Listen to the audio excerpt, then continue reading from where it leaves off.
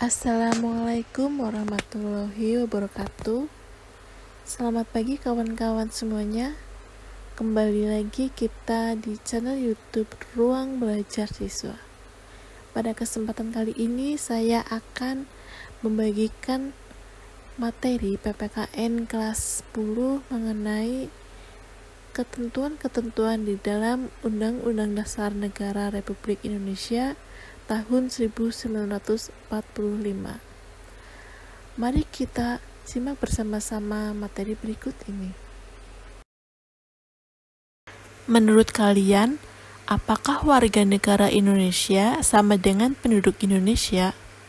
Di sini sudah dijelaskan pada pasal 26 ayat 1 Undang-Undang Dasar Negara Republik Indonesia tahun 1945 yang menjelaskan bahwa warga negara ialah orang-orang bangsa Indonesia asli dan orang-orang bangsa lain yang disahkan dengan undang-undang sebagai warga negara. Sedangkan pada pasal 26 ayat 2 Undang-Undang Dasar Negara Republik Indonesia tahun 1945 di sini menjelaskan bahwa penduduk ialah warga negara Indonesia dan orang asing yang bertempat tinggal di Indonesia. Berdasarkan pasal tersebut, sudah sangat jelas bahwa warga negara Indonesia adalah orang bangsa Indonesia asli dan orang asing yang telah sah menjadi warga Indonesia menurut hukum. Sedangkan penduduk yaitu orang yang hanya sementara waktu tinggal di suatu negara di Indonesia. Dan orang tersebut tidak berkeinginan untuk tinggal di suatu negara dalam waktu yang cukup lama. Selanjutnya mengenai asas kewarganegaraan Indonesia. Dalam menentukan status kewarganegaraan, pada umumnya pemerintah menggunakan dua stelsel, yaitu stelsel aktif, artinya mengharuskan seseorang melakukan tindakan hukum tertentu secara aktif untuk menjadi warga negara. Sedangkan stelsel pasif adalah tidak memerlukan tindakan hukum tertentu. Status kewarganegaraan juga dapat ditentukan berdasarkan kelahiran. Ditinjau dari segi kelahiran, asas kewarganegaraan dibagi menjadi dua. Yang pertama, asas ius soli, yaitu berdasarkan tempat kelahiran. Kedua, asas ius sanguinis, yaitu berdasarkan keturunan atau pertalian darah. Di dalam penerapan asas-asas kewarganegaraan dapat menimbulkan permasalahan kewarganegaraan, yaitu 1.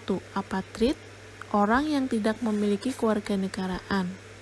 Contohnya, anak yang dilahirkan oleh orang tua yang negaranya menganut ius soli, sedangkan negara tempat anak tersebut dilahirkan menganut asas ius sanguinis. Kedua, bipatrid, orang yang memperoleh dua kewarganegaraan.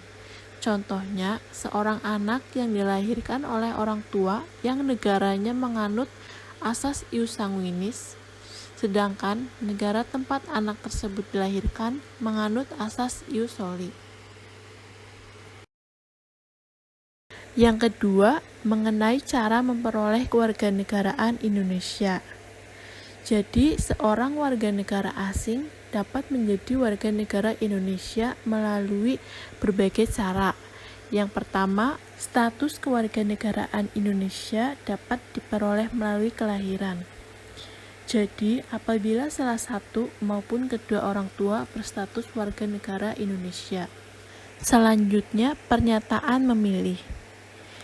Memperoleh kewarganegaraan Indonesia bisa melalui pernyataan memilih.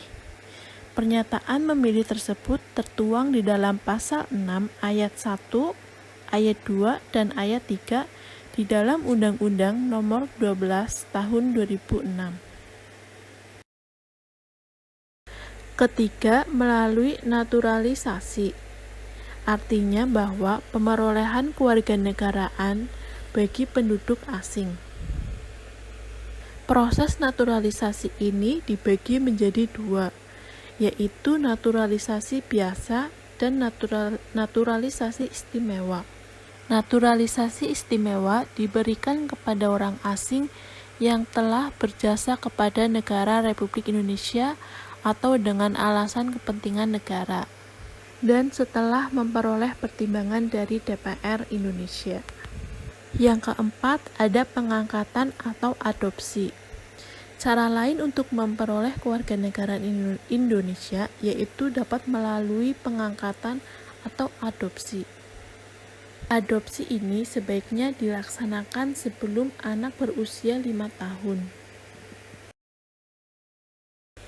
Status kewarganegaraan yang sudah dimiliki oleh seseorang tidak dapat melekat secara mutlak. Artinya, kewarganegaraan yang telah melekat pada diri seseorang itu dapat hilang. Ada berbagai faktor penyebab hilangnya kewarganegaraan di Indonesia. Yang pertama, memperoleh kewarganegaraan lain atas kemauannya sendiri. Kedua, tidak menolak atau tidak melepaskan kewarganegaraan yang lain. Ketiga, dinyatakan hilang kewarganegaraannya oleh presiden atas kemauannya sendiri. 4. Masuk ke dalam dinas tentara asing tanpa disertai izin dari presiden. 5. Masuk dalam dinas negara asing atas kemauannya sendiri. Selanjutnya, mengangkat sumpah atau menyatakan janji setia kepada negara asing.